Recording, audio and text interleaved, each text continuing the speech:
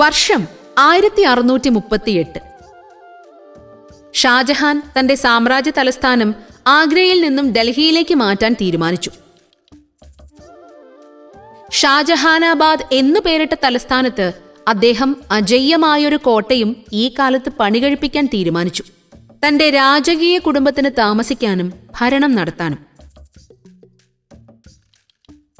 താജ്മഹൽ എന്ന സൗന്ദര്യം പടുത്തുയർത്തിയ ഉസ്താദ് അഹമ്മദ് ലാഹോരി എന്ന വിഖ്യാത വാസ്തുശില്പി ആ ദൗത്യം ഏറ്റെടുത്തു. പിന്നെ ഉയർന്നത് ചരിത്രം. അതാണ് റെഡ് ഫോർട്ട് അഥവാ ലാൽ കില. 200 വർഷം മുഗൾ രാജകുടുംബത്തിന്റെ വസതിയായിരുന്ന ചെങ്കോട്ടയുടെ കൊത്തളങ്ങൾ ലോകത്തിനു മുന്നിൽ ഇന്നും തലയുയർത്തി നിൽക്കുന്നു. സ്വാതന്ത്ര്യദിനത്തിൽ ചെങ്കോട്ടയുടെ മുകളിലാണ് നമ്മുടെ ദേശീയ പതാക പാറിപ്പറക്കുക.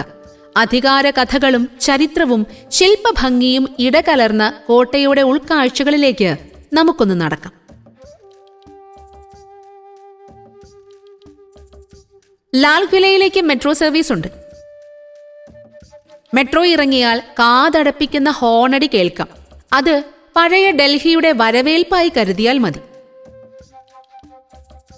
ഈ മനം മടുപ്പിക്കുന്ന തിരക്കിൽ നിന്ന് പൊടുന്നനെ ശാന്തിയുടെ കവാടത്തിലേക്കെത്താൻ റോഡ് ക്രോസ് ചെയ്താൽ മാത്രം മതി. 254 ഏക്കർ വിസ്തൃതിയിലേക്ക് നമ്മൾ കാൽ വെക്കുന്നു. നിർമ്മാണ വസ്തുവിന്റെ നിറത്തിന്റെ പേരിൽ അറിയപ്പെടുന്ന അപൂർവം നിർമ്മിതികളിലൊന്നാണ് ചെങ്കോട്ട.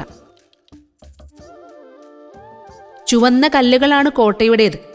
ഭേദിക്കാനാകാത്ത വിധം ഉയരവും വീതിയുമുള്ള മതിലുകൾ, കിടങ്ങുകൾ, കനത്ത കോട്ട കൊത്തളങ്ങൾ. ഇവയെല്ലാം കടന്നു ചെല്ലുമ്പോൾ മേൽക്കൂരയുള്ള മാർക്കറ്റാണ് കാണുക.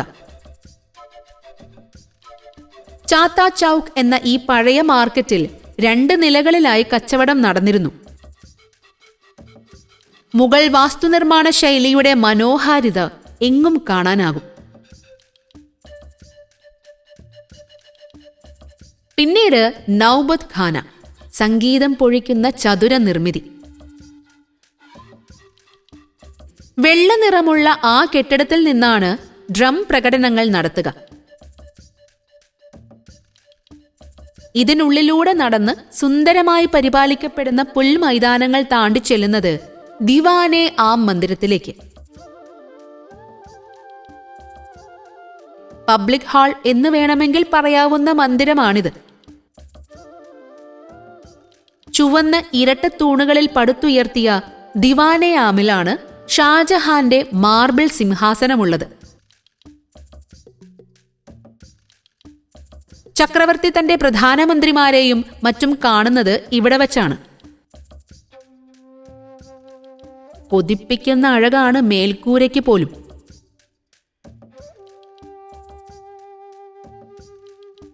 മുന്നോട്ട് നടക്കുമ്പോൾ താഴേക്ക് നോക്കുക. നിറയെ കനാലുകൾ കാണാം.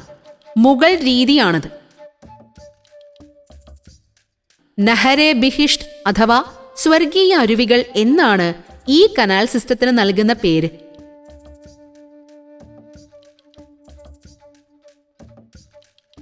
വലിയൊരു കുളത്തിനപ്പുറം രംഗ് മഹൽ, പെയിന്റഡ് പാലസ് എന്നറിയപ്പെടുന്ന ഈ മന്ദിരത്തിന് പുറംഭാഗത്ത് നിറങ്ങളൊന്നുമില്ല. ഉള്ളിൽ പെയിന്റിങ്ങുകൾ ഉണ്ടെന്ന് പറയപ്പെടുന്നു. പൊതുജനത്തിന് ഉള്ളിലേക്ക് കയറാൻ പറ്റില്ല.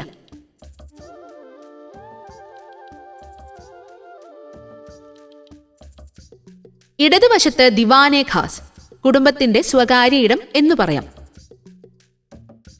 ഇവിടെ മാർബിൾ കൊണ്ടാണ് തൂണുകളും കെട്ടിടവും. അതിൽ മനോഹരമായ ചിത്രപ്പണികളുമുണ്ട്. പ്രശസ്ത സൂഫി സംഗീതജ്ഞനും കവിയുമായിരുന്ന അമീർ ഖുസ്രുവിന്റെ വാക്യങ്ങൾ ഇവിടെ കൊത്തിവച്ചിട്ടുണ്ട്. അത് ഇങ്ങനെയാണ്: ലോകത്ത് ഒരു സ്വർഗമുണ്ടെങ്കിൽ അത് ഇതാണ്, ഇതാണ്. സംഗീതവും സകുടുംബവേളകളും ദിവാനെ ഖാസിനെ അത്രമേൽ പ്രിയപ്പെട്ടതാക്കി മാറ്റിയിരിക്കാം.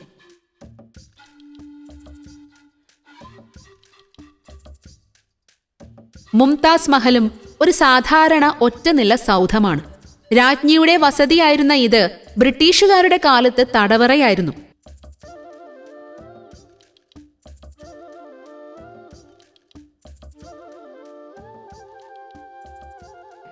പഴയകാല നിർമ്മിതികളിൽ പലതും ഇപ്പോൾ പുതിയതിലേക്ക് മാറി.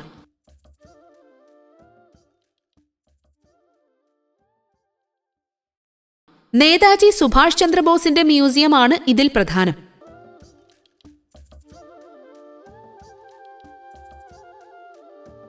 ഇന്ത്യൻ നാഷണൽ ആർമിയുടെ ശേഷിപ്പുകളും ചരിത്രവും നേതാജിയുടെ വീറുറ്റ പോരാട്ടത്തിന്റെ കഥകളും ഇവിടെ വായിച്ചറിയാം.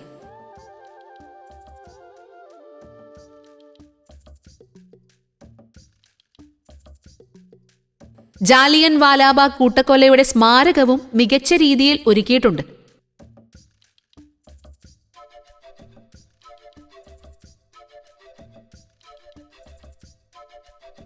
തിരിച്ചിറങ്ങുമ്പോൾ ഫിലാറ്റലി മ്യൂസിയം കൂടി കാണാൻ മറക്കരുത്.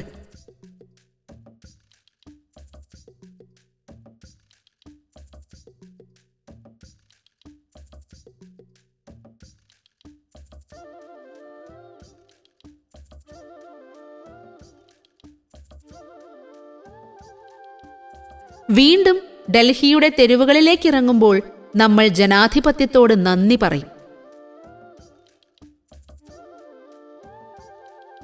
3 നൂറ്റാണ്ട് പഴക്കമുള്ള ചെങ്കോട്ടയെന്ന രാജവസതിയിൽ കയറാൻ അനുമതി നൽകിയതിന്, മുഗൾ കാലത്തിനു ശേഷം ബ്രിട്ടീഷുകാർ ഇതൊരു പട്ടാള ബാരക്കാക്കിയ ചെങ്കോട്ടയെ അറിയാൻ അവസരം നൽകിയതിന്. ട്രാവൽ നോട്ട്സ്: 2 തരം ടിക്കറ്റുകൾ ലഭ്യം. മ്യൂസിയവും കോട്ടയും രണ്ടും എടുക്കുന്നതാണ് ഉചിതം. കാശ് കയ്യിൽ കരുതുക. ധാരാളം വെള്ളം കുടിച്ച് നടക്കാൻ ഇറങ്ങുക. കാഴ്ചകൾ ശരിയാവണ്ണം കണ്ടു തീരാൻ മണിക്കൂറുകൾ എടുക്കും. കുട കരുതുക. നല്ല വെയിലാണ്. ഉള്ളിൽ ക്യാൻറ്റീനുണ്ട്. അടുത്തുള്ള മെട്രോ സ്റ്റേഷൻ ലാൽ കില.